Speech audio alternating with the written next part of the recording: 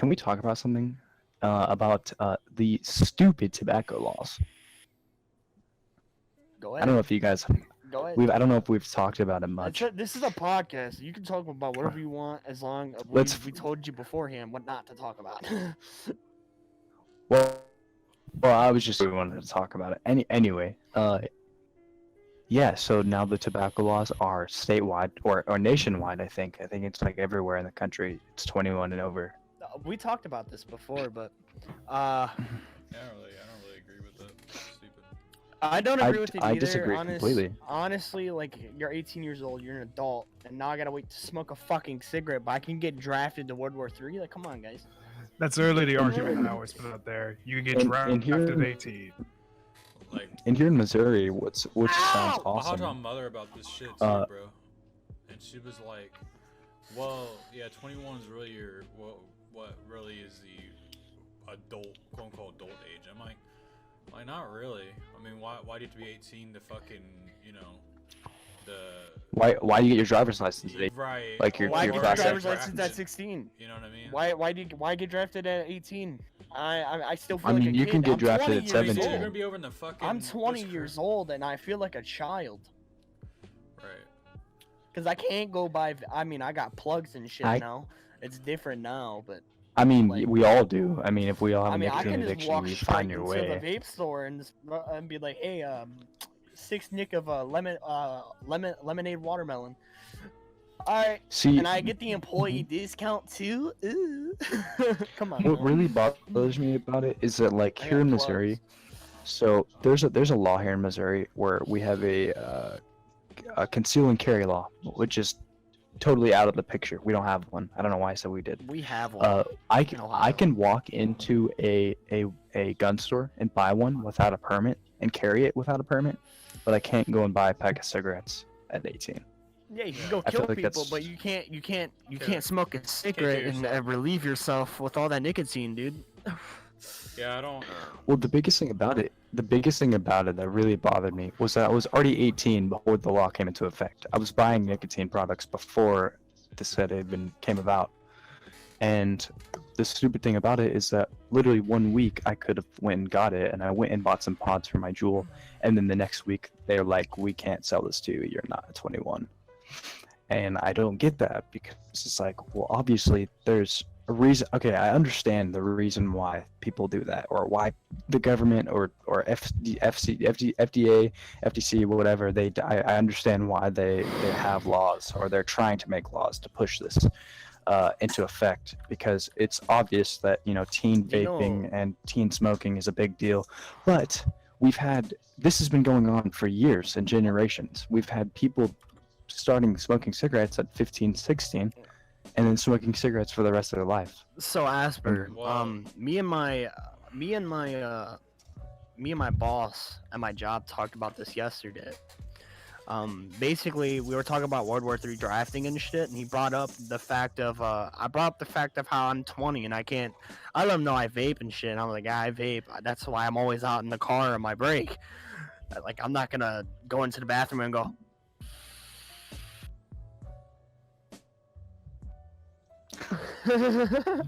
But he said back in, like, when he was my age, like, there was kids having smoke breaks in high school and shit. They were allowing kids to smoke then, and it wasn't Yeah. such a big problem and shit. And, like, since of vaping became a thing, and the thing is, Asper, is the only reason why they raised the age is because vaping is killing the tobacco industry. And not only that, Oh, the yeah. tobacco industries pay.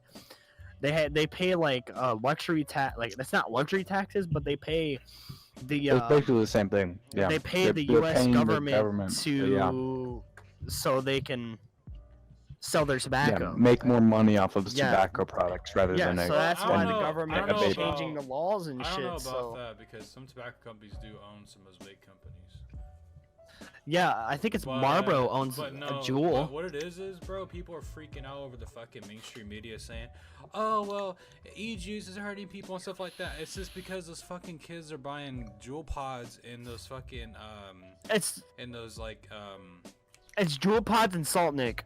No, it's not even nicotine, bro. Yeah, the that's thing the- is not nicotine. It's fucking those You know, you talking about those weeds that like those Oh, those black market e-cart, yeah, those carts. e-carts. Yeah, e-carts and Yes, shit like that. those. That's what it is. It's not. It has nothing to do with nicotine at all. Nicotine is not harming anybody in that regard. Ah, I see. Because I watched I a mean, video talking about it. Like nicotine does not do anything like that. It's just the fucking. Do you know caffeine is more addictive than nicotine? Yep. Yeah.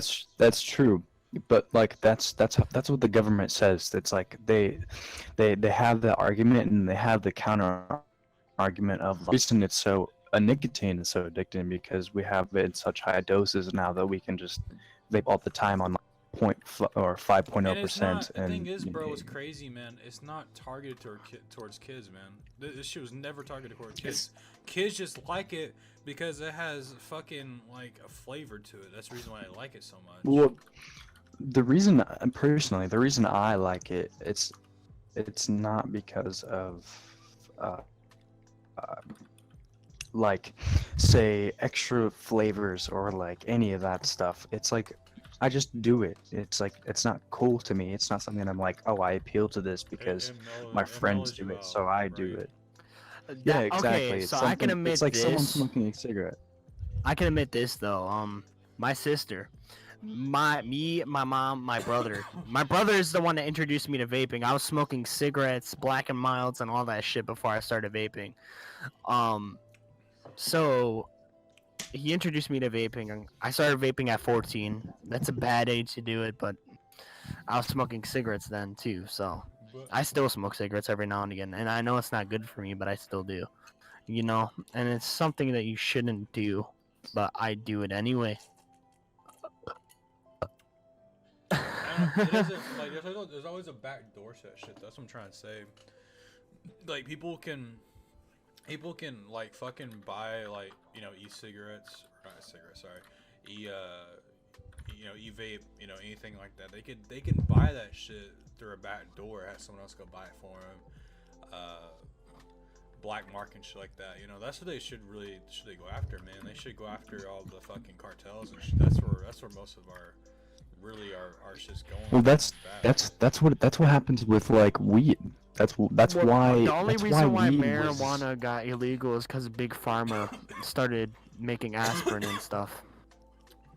Well, the government made people think that it was being transmitted for people, and it was being used to like harm other people, and it was like it would make people crazy and like make people hurt other people and like rape people and like they put such a bad rap on it that I know.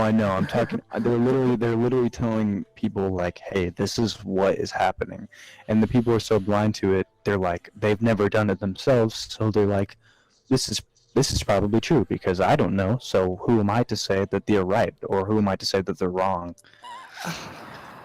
I feel like if it was more widely available for people. Well, that's why, as you realize, like nowadays, they're trying to get marijuana legal federally. Is because a lot of people realize that it's not bad for you. Like I smoke weed, Asper smokes weed, Server smoked weed before. Colin, I don't know what he's planning. I'm getting there. He's getting there. He started off with the CBD, and I'm working my way up. I'm about to pretty soon, actually. Talking with my boys. But no, what it is, bro. It's like, yeah, it's the big pharma companies, bro. They want to dumb you down and put you on drugs and everything like that, so you're more subjective to what's going on in the world. You're not like questioning and stuff. You know what I mean? Like, have you ever like took depression medicine or anything like that? Like how it just makes you feel all fucking drowsy and groggy and shit like that? Wait, say that one more time. Depression medicine. Antidepressants. Oh yeah, man. They had me on that stuff they tried to get me on it for a while. The thing is about those is that they're very like they get you kind of like very zombie like. You know what I mean? They get you very zombie like, and that's the. And dude, they're addictive. They can be addictive because you have to get like a you kind of like wing yourself off of them. So yeah, it can be very addictive. Mm-hmm.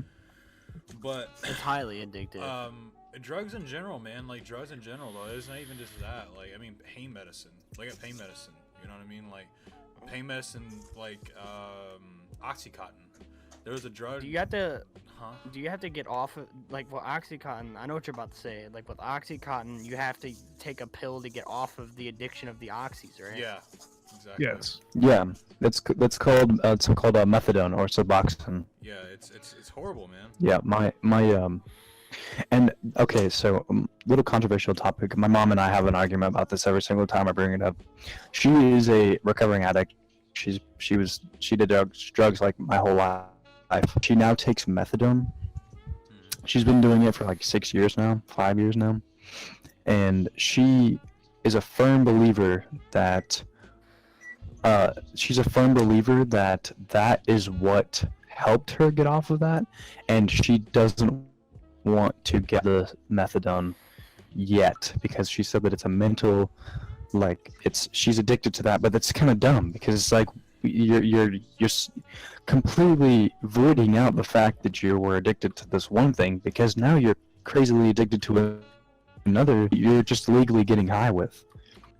Because it's the same thing. It's basically the same thing. You're just not like injecting it, or you're not like you're. The thing is with all that though is that they need to regulate weed. Honestly, they need to regulate a lot of drugs, but I think one main drug they need to regulate is weed, bro. Because everybody fucking does it, bro.